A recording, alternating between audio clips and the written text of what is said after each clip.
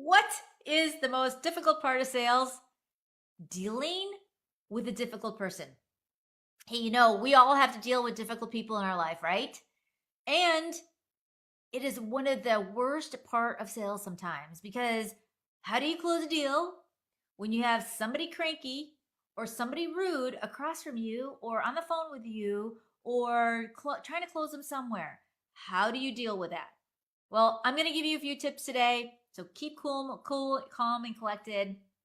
But before I do that, my name is Leila, and I help entrepreneurs close more high ticket sales through a relationship based sales methodology. Yes, it's all about relationships, folks. And I'm going to talk to you about that today, even when you're trying to close somebody, how you can be relational. So stick with me while I give you these tips today. And if you find these things value, please share them with your friends too, because I love having people that I can help close more sales. So we know that dealing with difficult people is hard, okay? But when it comes to sales, what do we do? Okay? So here's a few tips that will probably help you because I know that they've helped me. Number 1, don't take the bait. If they start to get personal or attack you, don't engage with them because this can cause even more of an argument. Look, I used to sit across the desk from somebody who was very rude to me. And instead of sulking or like worrying or anything like that, he was so rude. I literally stood up and started to walk out the door and just said, you know what? I understand. I've got plenty of people that want to listen to me. So I'm going to head out. And he freaked out, stopped me, asked me to come back, sit down again. So you just never know. Okay. So I'm just telling you, be prepared. Don't let them take the bait. Number 2 is stay calm and professional.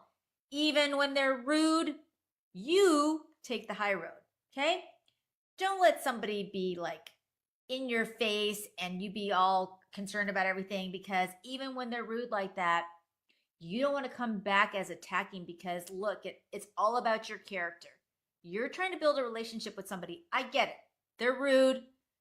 I've had people that were rude to me, and it took me 6 months to a year sometimes to close that person. Why? First of all, because I never gave up. Second of all, because I always understood that when somebody is rude, there is something that is generating that rudeness. There is either anger, fear, or frustration. One of those three. And if you can identify which one that's operating from that day, you might be able to get a little further in the conversation than you think you do. Okay. The other thing you want to do is you want to make sure that you use I statements. When you start using you statements, it is causing a defensiveness either on your side or their side. And so you don't want to ramp up the anger, right? You don't want to ramp up the person being more mean to you or anything like that. So you want to be able to just explain things from your perspective. Say, I feel like maybe this conversation is going in the wrong direction, or I feel like maybe this isn't the right time for you and I to have this conversation today. So why don't we try to reschedule for a more convenient time to make things easier for you? Would that be okay? Right? So you're taking the responsibility upon yourself, knowing full in fact that this is just not the right time and you're not going to close a deal anyway. So why try to push the conversation? Okay. So me statements, I statements, not you statements, they statements. Okay.